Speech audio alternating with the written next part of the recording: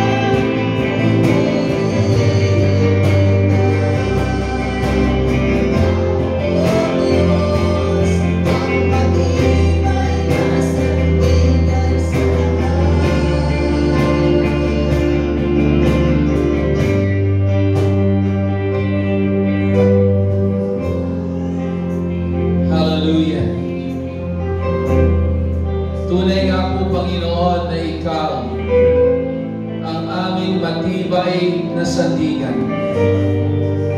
Ikaw ang matibay na mo. Ikaw ang aming dagliang tulong. Na sa lahat ng panahon, kami, O Diyos, ay makakasumpong ng kapahingahan sa iyong piling. Ama, minsan pa sa umagang ito, aming patuloy na itinataas ang iyong dakilang pangalan sa aming pong kalagitnaan. And we will continue to acknowledge you, Father God, that you are our Father, ang aming Ama, ang aming Diyos na makapangyarihan, ang Diyos na makagagawa ng lahat ng bagay. Na tunay nga po, Panginoon, na ang mga bagay na hindi kayang gawin ng tao ay kayang-kaya mong gawin. Na ang mahirap sa tao ay madali sa iyo dahil ikaw ang Diyos na makapangyarihan. Kaya, Panginoon, sa oras na ito muli, aming inilalagak ang aming pong pananampalataya sa iyo. Aming inilalagak ang aming pagtitiwala sa iyo, Panginoon. Ama, anumang bagyo ng buhay, anumang pagsubok, anumang problema, anumang nangyayari sa aming pong kapaligiran, sa aming kapanahunan, hindi kami mag-aalala, hindi kami matatakot, at higit sa lahat, hindi kami matitinan. Dahil ang aming Diyos na pinaglagakan ng aming pong buhay, ang Diyos na aming sinasamba sa lugar na ito, ay ang Diyos na makapangyarihan, ang Diyos na buhay, ang Diyos na may magagawa. Hallelujah! Kaya, Panginoon, alisin mo ang anumang takot na meron kami sa aming isipan at sa aming mga puso. At palitan mo ito ng kapayapaan na nagmumula sa iyo.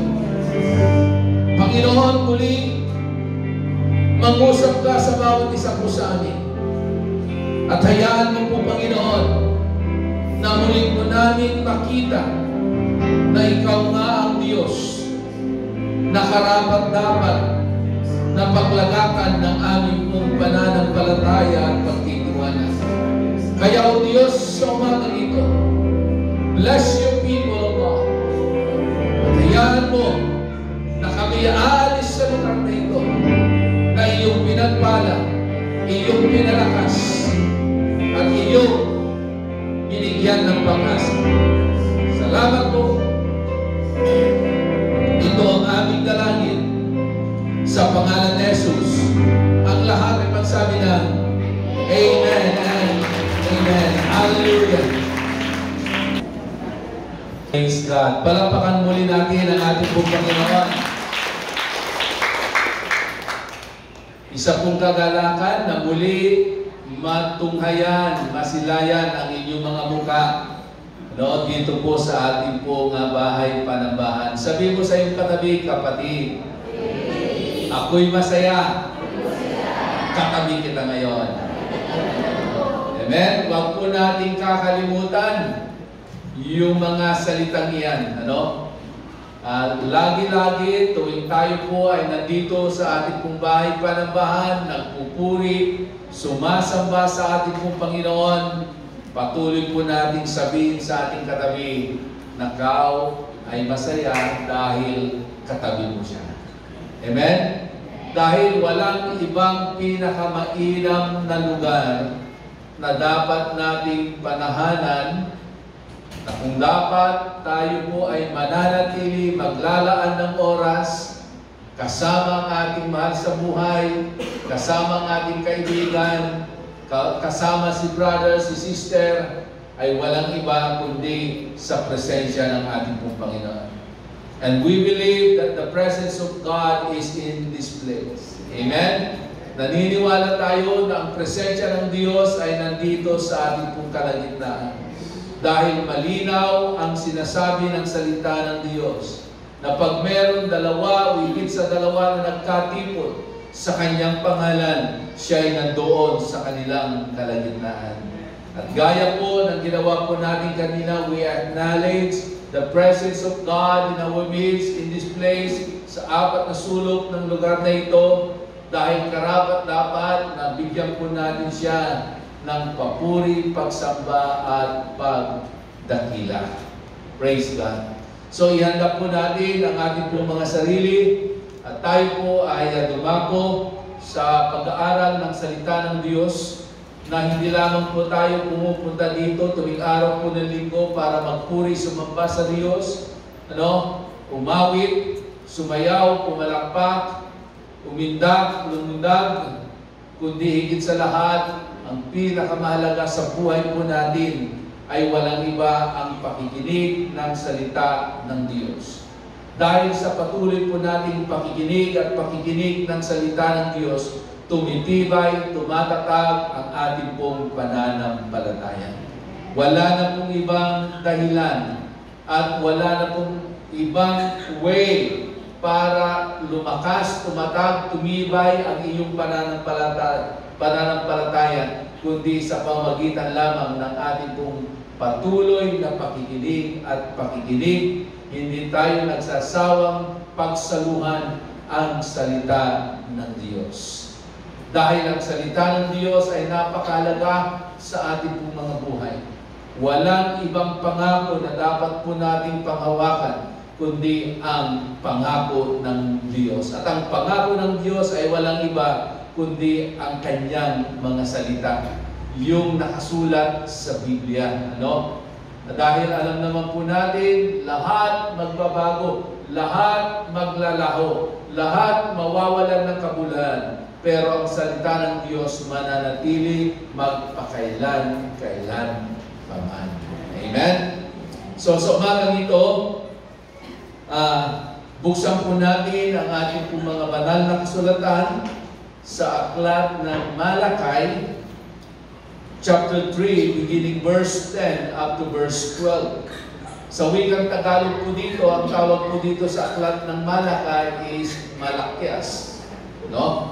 Sabi po dito in the book of Malakay, chapter 3, beginning verse 10 up to verse 12, "Bring the whole tithe into the storehouse, that there may be food in my house.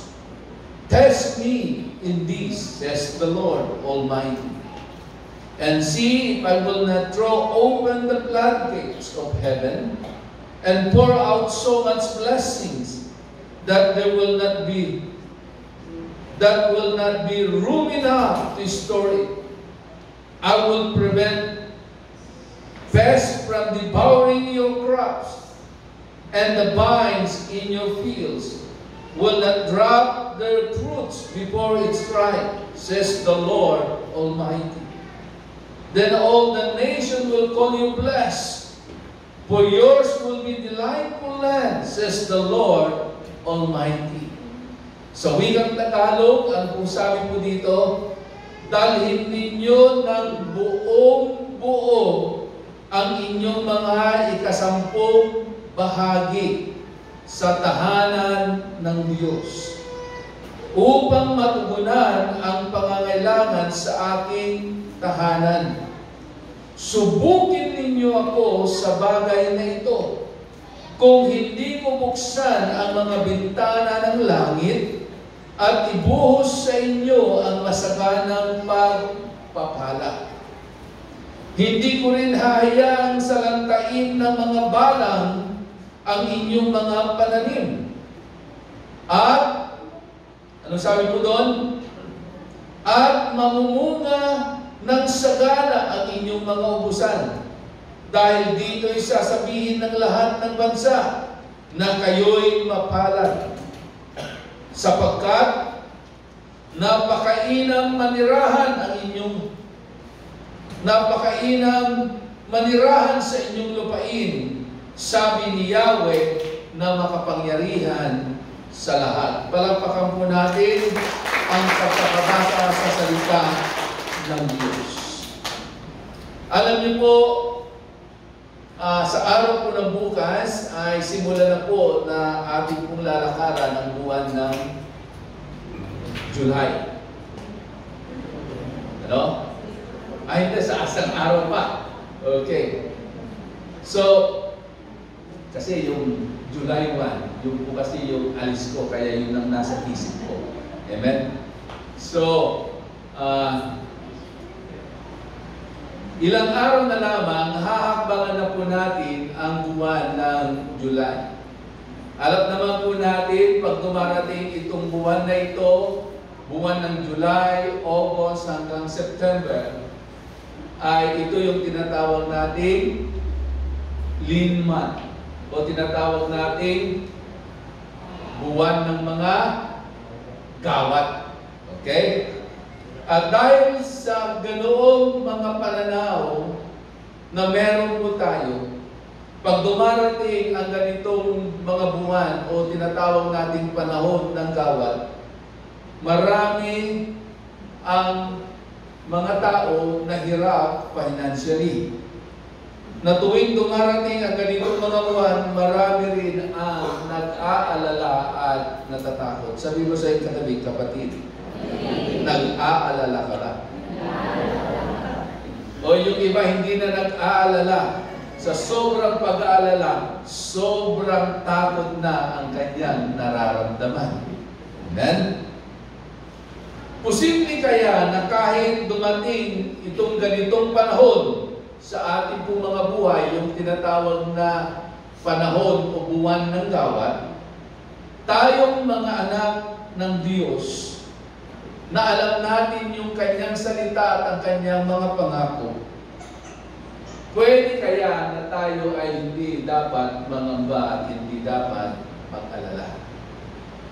At kung dumating man itong ganitong klase ng panahon at kalagayan sa ating pong mga buhay, patuloy pa rin natin mararanasan ang provisyon ng Diyos sa ating pong mga buhay. Pero, sasabihin ng iba, sa aming experience, Pastor, pag dumarating yung ganitong mga buwan, talagang nakakaramdam kami ng tinatawag na paghihirap at kahigpitan financially. Pero, posible kaya na yung ganitong klaseng mindset ay pwedeng ma-break pag alam po natin yung ating pong gagawin. Pag alam po natin kung paano natin ilalagay yung ating pong mga sarili sa tamang posisyon, sa tamang katatayuan. Para pag dumating man ang buwan ng July, August hanggang September, hindi ka mag-aalala at hindi ka matatakot, baka mawawalan ka ng bigas na iyong isasahin. At dito po sa pag-aaralan po natin, gusto ko pong ipakita sa inyo na meron talagang mga barriers o mga hadlang para hindi natin maranasan yung pangako ng Diyos sa buhay po natin. Bagamat ang Diyos ay meron talagang napakagandang purpose sa buhay po natin at disenyo ang Diyos sa bawat isa po sa atin. Dahil kung babalikan po natin mula doon sa creation, at doon sa hardin, nung lalangin ng Diyos ang tao, okay? Hindi dinisenyo ng Diyos na ang tao na kanyang nilalang ayon sa kanyang wangis ay magugutom at maghihirap. At ang katotohanan, nung nilalang ng Diyos ang tao, saan niya inilagay? Inilagay niya sa hardin. At sabi po ng Biblia, yung hardin na kung saan inilagay ang tao, lahat ng kailangan ng tao ay nandoon na. Pero, nagsimula lamang na ang tao ay maghirap nung ang tao ay nagsimulang sumuway sa kautusan ng Diyos at sa utos ng ating pong Panginoon. At dahil sa pagsuway, ang tao ay nagkasala. At dahil sa kasalanan, yun ang naging daan para ang tao ay maalis sa hardin at mamuhay ayon sa kanyang lakas, ayon sa kanyang pawis, na kailangan niyang paghirapan yung mga bagay na kailangan na maging daan upang siya ay mabuhay. So anong naging daan? Dahil sa pagsuway at nagbunga ito ng kasalanan. No? So, ang dahilan kaya sumuway ang tao dahil sila ay nalinlang at nagkaroon sila ng kakaibang kaisipan o pananaw sa kanilang mga kaisipan kung ano yung inutos ng Diyos. Na ang sabi ng ating pong Panginoon, sa tao na kanyang nilalang, pwede niyong kainin ang lahat ng mga bunga ng punong kahoy dito sa atin, maliban lamang sa isang puno na nasa gitna. Dahil ang utos ng Diyos, once na pinakialaman nyo at kinain nyo yung bunga ng punong kahoy na nasa gitna, kayo ay mamamatay. Pero habang tumatagal, merong ibang pananaw yung tao doon sa sinabi ng ating pong Panginoon. At yun ang ginamit ng kaaway ni Satan para nilangin at matukso ang tao at siya'y mahulog sa pagkakasala.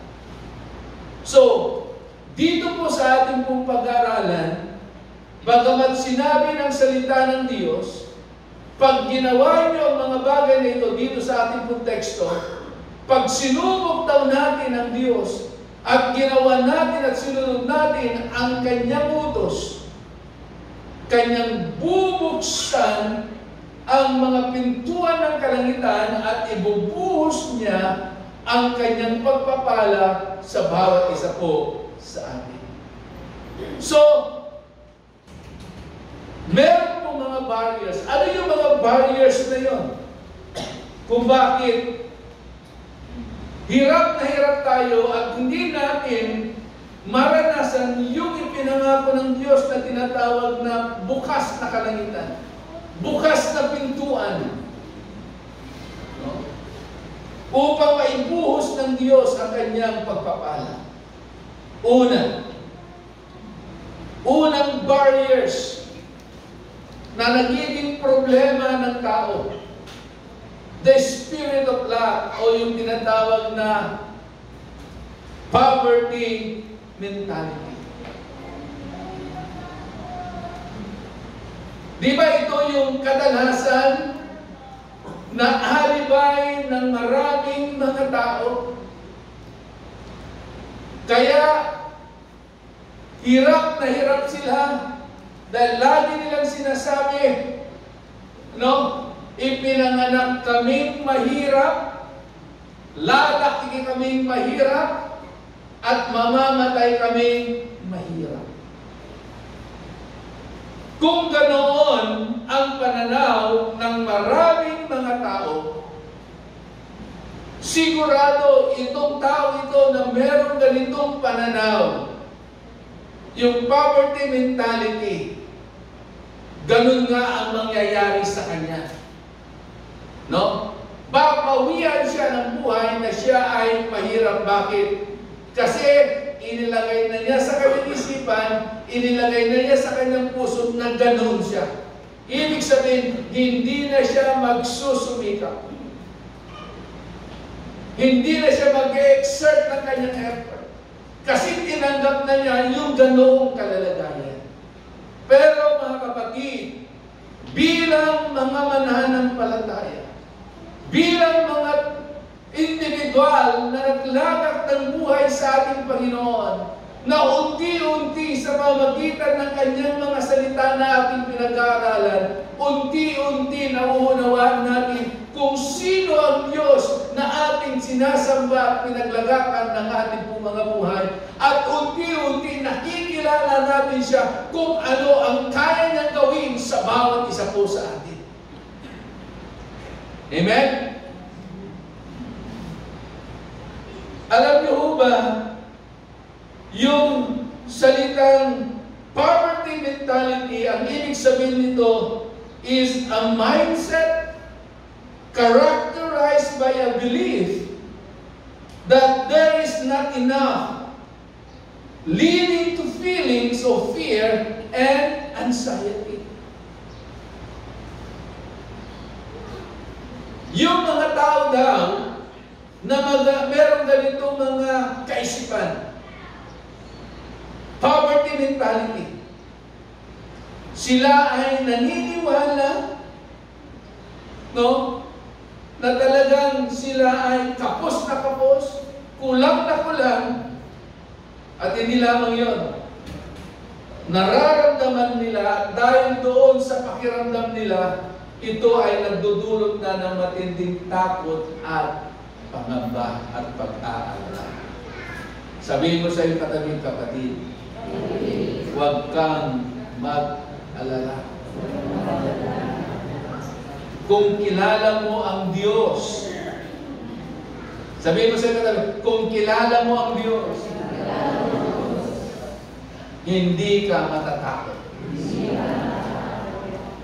So how to overcome this kind of feelings and mentality? Yung poverty mentality, how we are going to overcome? Paano natin mapaglalabanan itong ganitong klaseng kaisipan para tayo ay makalaya sa ganitong klaseng mga pananaw sa ating pong mga buhay? Una, we need to trust His words. Magtiwala tayo sa Kanyang mga salita, sa Kanyang mga pangako. Alam niyo po, walang mapapahamak sa mga tao naglagak ng kanilang pagtitiwala sa pangako at salita ng ating pong Panginoon. Hindi ka mapapahiya, kapatid.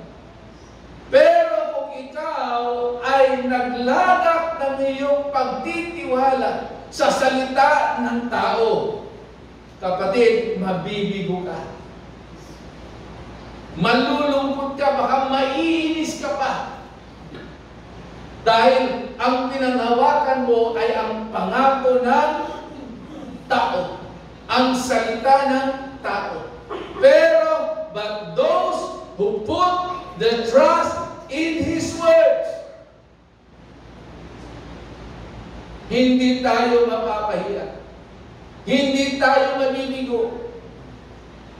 Bagkus, pagpatuloy natin pinagtiwalaan ang salita ng ating pong Panginoon, darating yung takdang panahon na yung pangako na yan ng Diyos ay mangyayari at magaganap sa iyong buhay. Amen? Palakpakan natin ang ating pong Panginoon. So, ano yung mga pangako ng Diyos na kailangan naming panghawakan? Na alam natin ito ay magiging totoo sa buhay po natin. Isang example po na salita ng Diyos na ating pong dapat panghawakan so that we can overcome every feelings of fear and anxiety and poverty mentality. Philippians chapter 4 verse 19. Anong sabi po dyan sa Philippians chapter 4 verse 19? But my God shall supply all your needs according to His glorious riches in Christ Jesus. Amen? Who will supply all your needs? Si Mayor?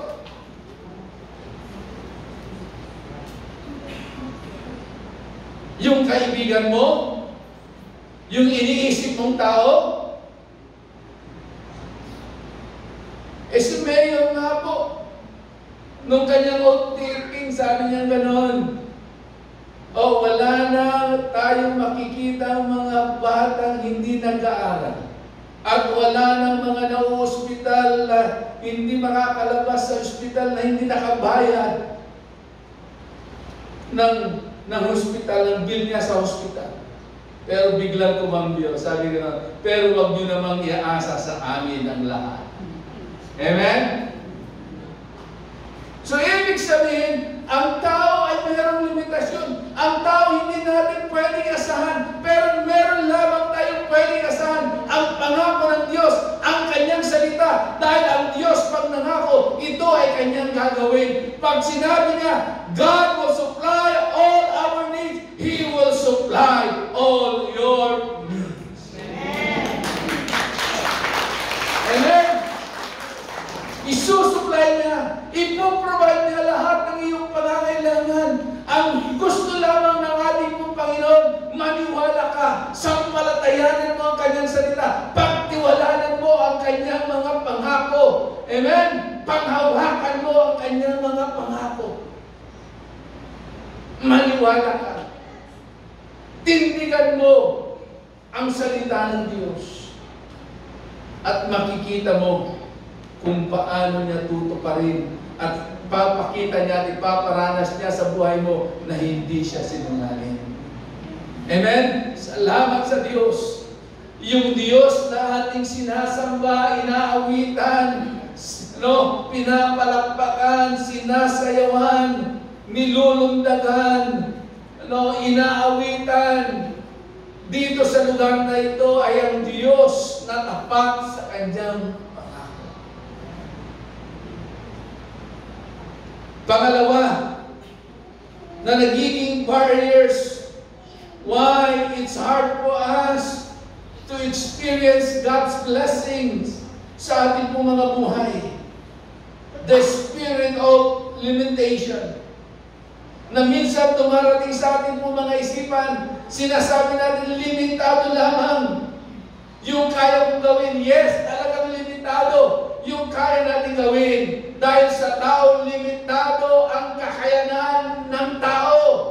Pero huwag nating lilimitahan ang kayang gawin ng Diyos sa buhay po natin.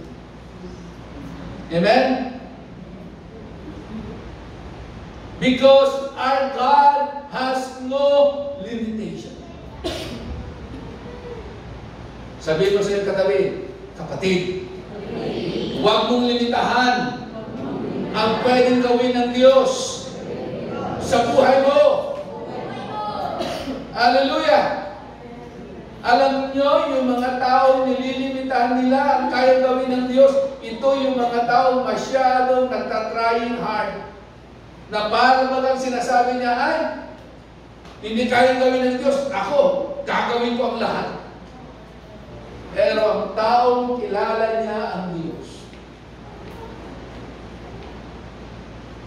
bagaman nag-e-exert siya ng kanyang effort, meron siyang ginagawa, pero above that, yung kanyang pagtitiwala at pananampalataya sa Diyos, tinitignan niya na ang Diyos ay walang limitasyon. Yung mga bagay na imposible sa tao ay posible sa Kanya. Amen. Na yung mga bagay na mahirap sa tao ay madali sa Kanya. Dahil ang Diyos natin ay makapangyarihan. Kapatid, pag nililimitahan mo ang Diyos sa kanyang gawin sa iyong buhay, especially in your finances, kapatid, hindi mo siya kinikilala na siya ay ang Diyos na makapangyarihan. So how we are going to overcome this kind of spirit of limitation? 2 Corinthians chapter 9 verse 8. Ano sabi po dyan? 2 Corinthians chapter 9 verse 8. And God is able to bless you. Sabi mo sa iyong katabi, kapatid, God is able to bless you. Hallelujah.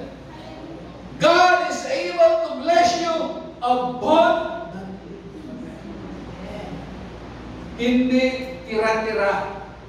hindi lang konti, hindi lang maliit, hindi lang kapiraso.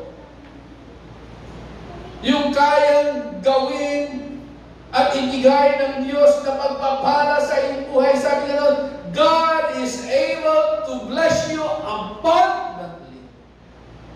Hallelujah.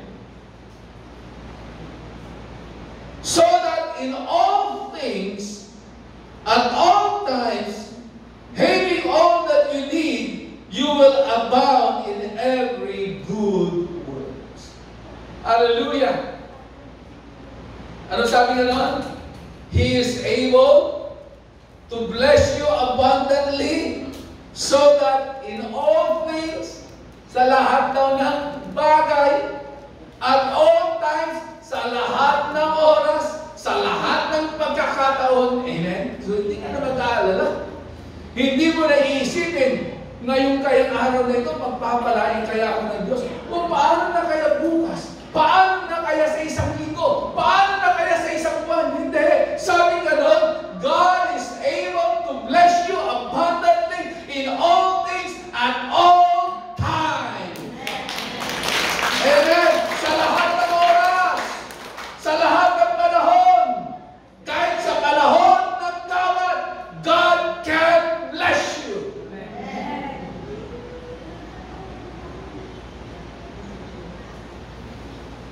Napakabuti ng Diyos. Ito yung bintahin natin. Ano? Na meron tayong salita ng Diyos na panghahawakan. Na hindi ka mag-aalala kahit tinitignan mo na yung laman ng pitaka mo, pambili na lamang ng bensin, pero wala akong lalagyan ng bensin. Amen? Ba't tayo mo, pambili ka ng bensin? Umanik sarap, pero wala kang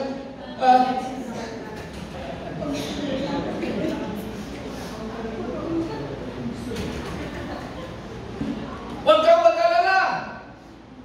Alam nyo, maraming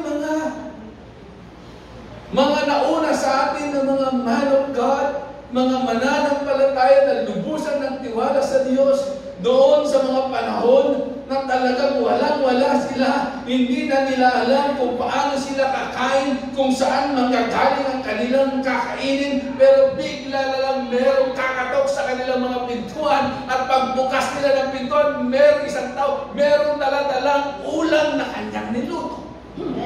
Naranasan nyo na ba yan?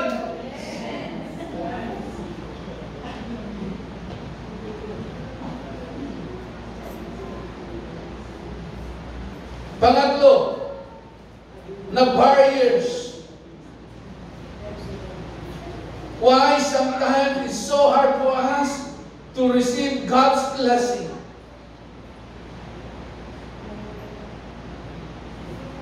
Hindering spirit. Na merong umahadlang doon sa blessing na ating pong kailangan tanggapin sa ating pong mga buhay. At sino ang pasimuno itong tinatawag na hindering spirit na kanyang hinahadlangan yung mga blessing na dapat na para sa atin? Walang iba kundi si Satan. 1 Thessalonians chapter 2 verse 18. Sabi nga rin ng Apostol Pablo, certainly I, Paul, did again and again, but Satan blocked our way.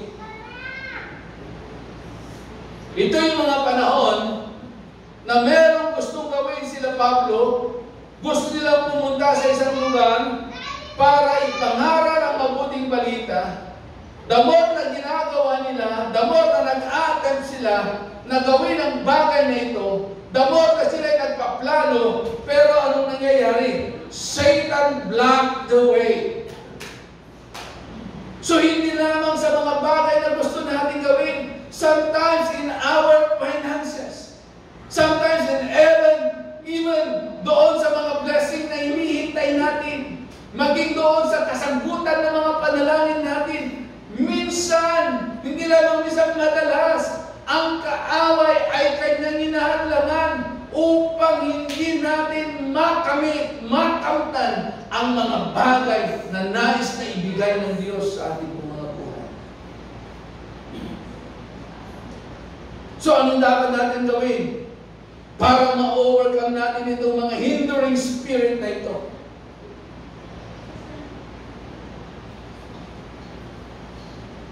Let go and let God.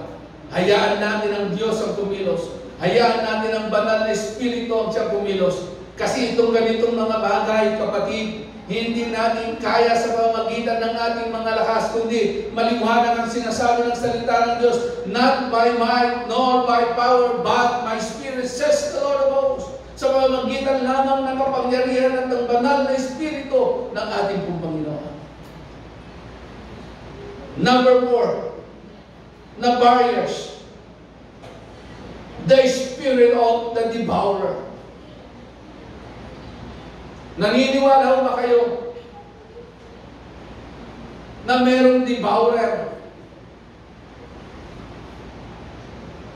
na siyang nagiging dahilan na yung para sa iyo na sana pero hindi nangyayari? Nakikita mo na pero hindi mo pa rin makamit at biglang nawawala. Bakit? Because of the devourer. What is a devourer? A devourer is used in the Bible to describe anything that seeks to steal, to kill, and to destroy.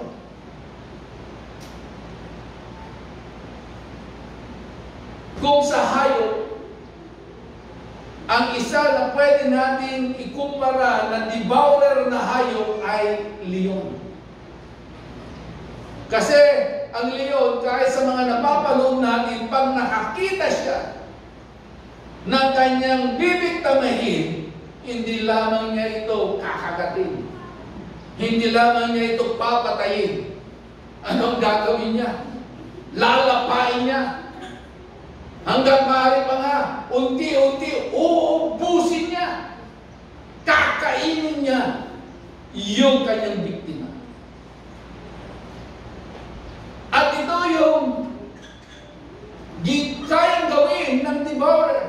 And who is the devourer? Satan is the devourer. At ito naman talaga yung kanyang dahilan at layunin. Bakit siya naparito sa lupa? Anong sabi ng John chapter 10 verse 10? Anong sabi po dyan? The thief coming to steal, to kill, and to destroy. At sino ang magnanakaw na ito? Satan. At ano ang kanyang layunin at kaya niyang gawin sa ating mga buhay? Sabi nga lang is to steal, para magnakaw, to kill, para pumatay, and to destroy, para mangwasak. Pero salamat sa Diyos, to overcome the devourer, let's continue also to declare what the Word of God says in John chapter 10. Yung sumunod na talata dito, after na sinabi, the thief coming to steal, to kill, and to destroy, but the Son of Man. And who is the Son of Man? Jesus. Jesus came to give us life. Not only life, but an abundant and prosperous life. Amen? Si Jesus, ang anak ng Diyos, ay naparito para tayo ay bigyan ng buhay, hindi lamang basta buhay. Gusto mo na magkaroon ka lang ba ng buhay? O gusto mo yung buhay na meron ka buhay-buhay? O anong gusto mo? Yung may buhay ka pero walang kabuhay-buhay. Amen? So sabi nga noon, Jesus came so that we have life. Siya'y naparito para tayo ay magkaroon ng buhay. At ito ang maganda, hindi lamang basta buhay, kundi isang buhay na kaaya-aya, buhay na ganap, buhay na kasiya-siya, buhay na pinagpala. Palagpakan natin ang ating Panginoon. So, dito po sa ating pong teksto, merong sinabi ang ating pong Panginoon. How we are going to overcome the works of the devourer. Number one, bring the whole tithe into the storehouse. Verse 10, ano sabi niya nun? Dalhin nyo ng buong-buo ang inyong ikasampung bahagi. Bring your whole tithe into the storehouse. Amen? Ibig sabihin, dito, susubukin ng Diyos, gusto ng ating Panginoon yung ating obedience. Yung ating pong pagsunod. Pag sinabing dalhin mo, sumunod ka, gawin mo. Amen? At ano na ang dadalhin mo? Ang iyong ikasampung bahagi. Ang iyong ikapo.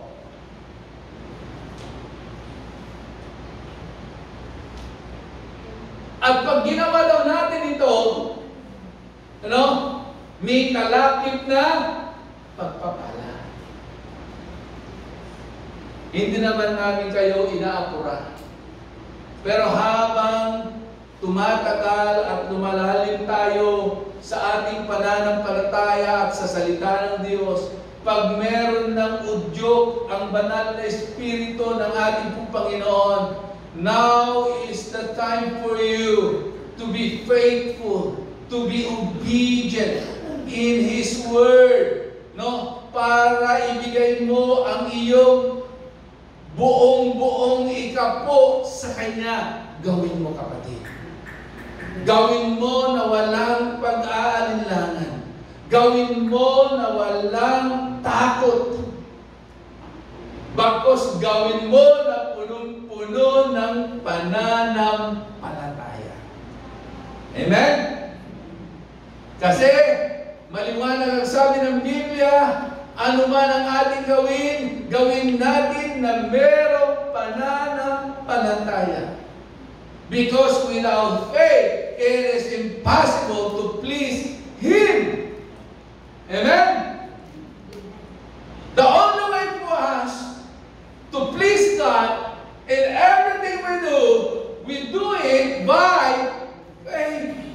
Gawin natin na merong pananampalataya. Maging sa pagbibigay natin ng buong-buo ng ating ikasampung bahagi para sa gawain ng ating pong Panginoon.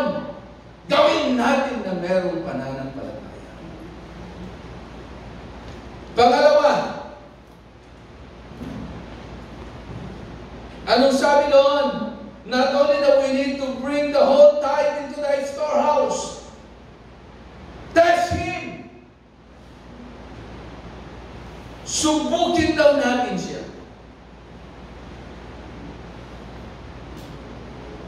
Pag sinubok natin ang Diyos, pag ginawa mo ang isang bagay, ibig sabihin, ikaw ay nagtitiwala sa Kanya.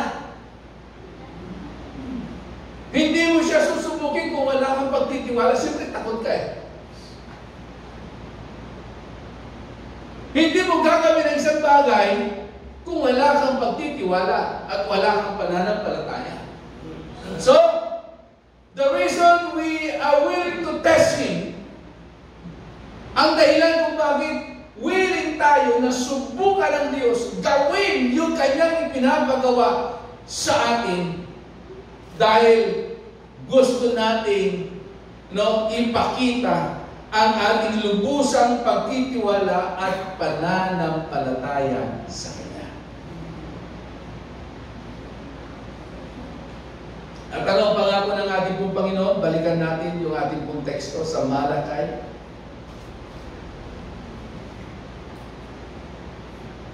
Sabi ganon, dalhin nyo ng buong buo ang inyong mga ikasampung bahagi sa tahanan ng Diyos upang matugunan ang pangangailangan sa aking tahanan. Subukin ninyo ako sa bagay na ito. Kung hindi ko buksan, ano raw ang bubuksan niya? Yung pintuan ng bahay mo. Yung bintana ng bahay mo. Kahit buksan mo pa 24 hours ang pintuan ng bahay mo. Kahit buksan mo pa ng 24 hours, 7 days a week, ang bintana mo, kapatid, walang magtatapon ng pagpapala sa iyong pintuan. Pero sabi ganoon, pag ginawa daw natin itong bagay na ito, sabi ganoon, kung hindi ko buksan ang bintana ng langit, sino magbubukas? Ang Diyos. Sino magbibigay sa atin ng bukas na kalangitan? Ang Diyos. At hindi lamang niya bubuksan. At sabi niya ron, at ibubuhos ko sa inyo ang masaghanang pagpapala. Amen? Hindi lang yung tuwing hapon na buhos ng ulan ang ating mararamdaman. Amen?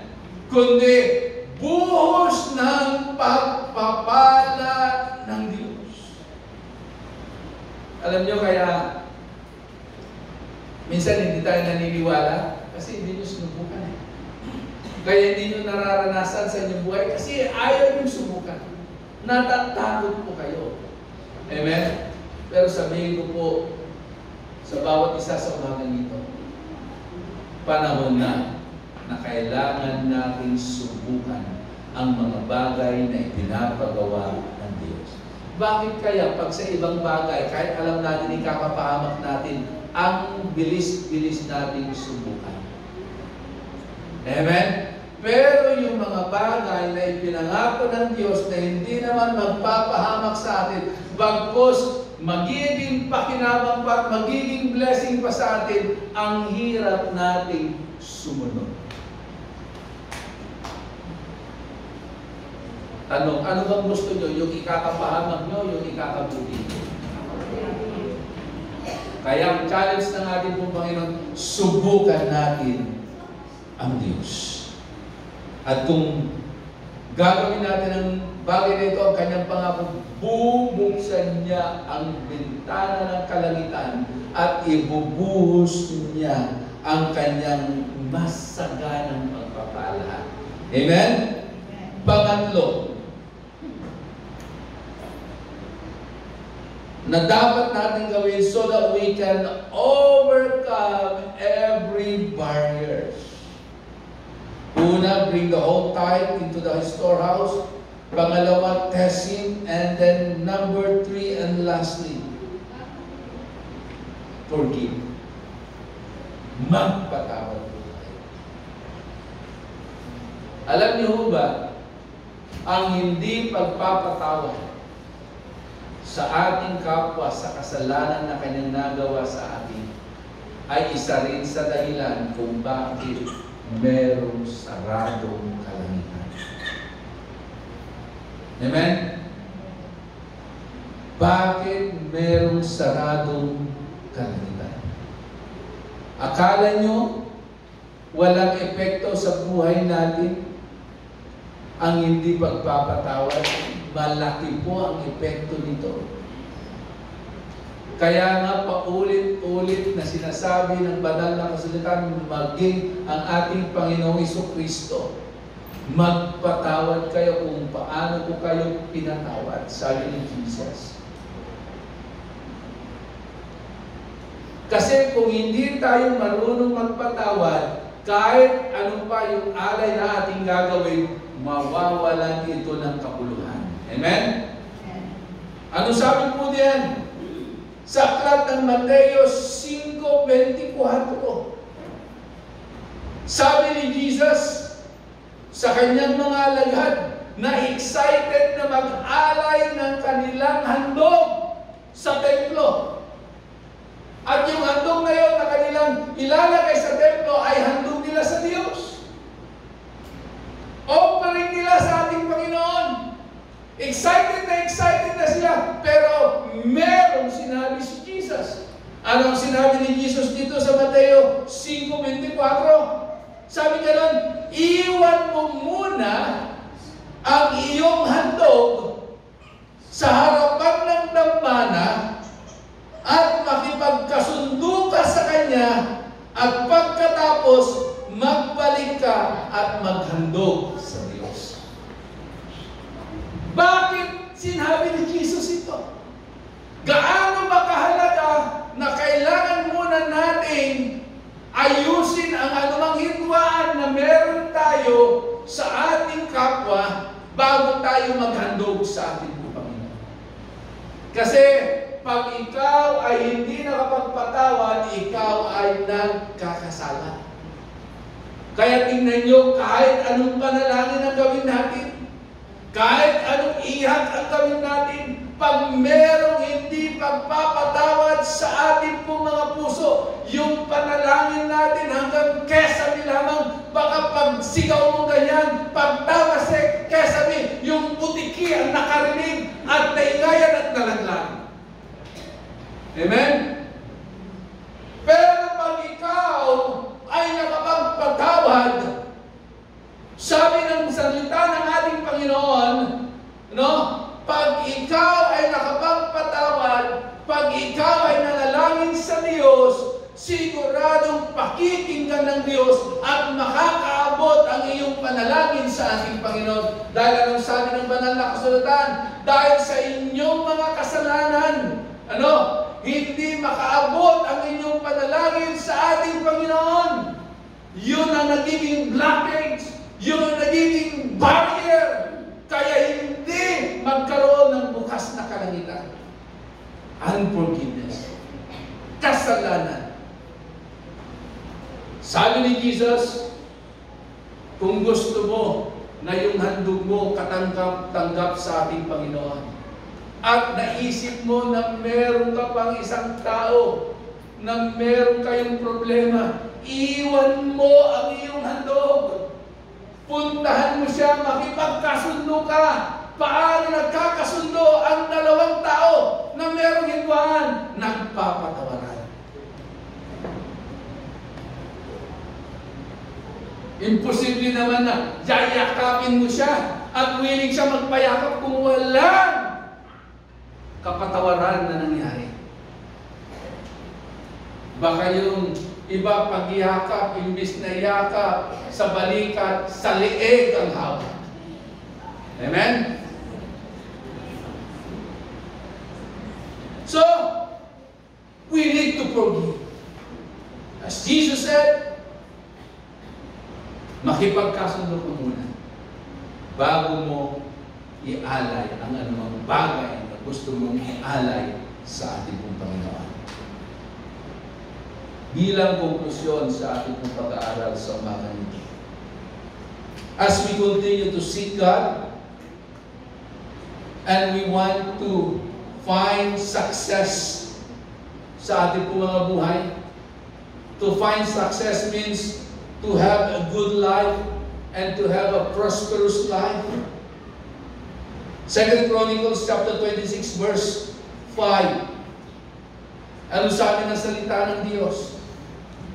He sought God during the days of Zechariah, who instructed him in the fear of God.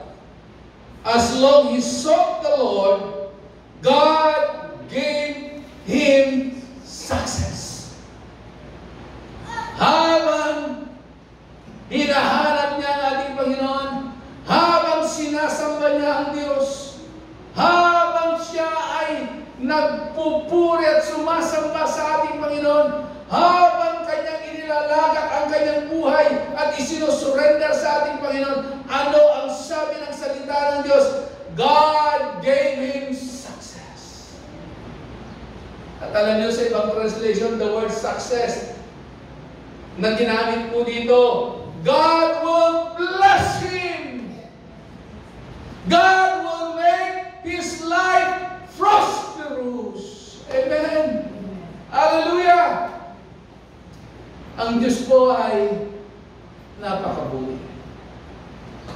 Hindi ko po alam kung bakit ito ang mensahe ng Diyos na kanyang nais na ibigay sa bawat isa po sa atin sa umaga ito. Kahit na matagal na tayong magkakasama, yung iba ay baguhan pa lamang, pero hindi natin alam ang pinagdaraanan ng bawat isa. Hindi natin alam ang tunay na kalalagayan ng bawat isa. Hindi ko man alam ang inyong pinagdaraanan at ang inyong kalalagayan, pero ang Diyos, kitang-kita niya, alam na alam niya kung ano ang inyong kalalagayan. Kapatid, sa umaga ito, pag tayo po ay pinagtagumpay ng Diyos, ang buhay natin ay mananagana. Ang buhay natin ay patuloy na pagpapalain ng ating Panginoon. Tayo po'y tumayo at tayo po'y manalangin sa Diyos. Hallelujah. Itaas po natin ang ating kamay sa ating Panginoon. Thank you, Lord. Sige po, nais pong ituon po natin ang ating pong mga isipan at puso sa Diyos na siyang nagsabi, pag inyong dadalhin ng buong buo ang inyong ikasampung bahagi sa templo ng Diyos,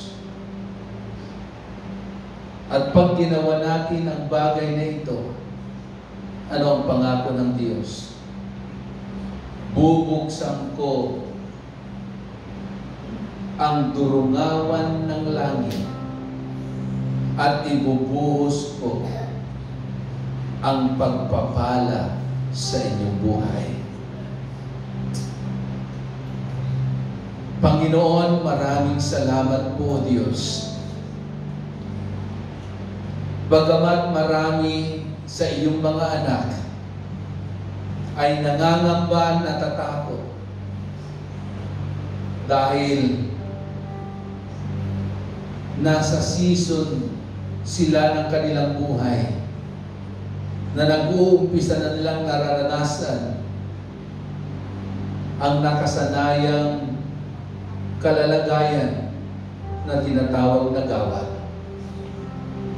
At dahil sa bagay na yan at sa sitwasyon na yan, matinding pangamba, matinding takot ang kanilang nararamdaman. At yung iba, Panginoon, nawawalan na ng pag-asa.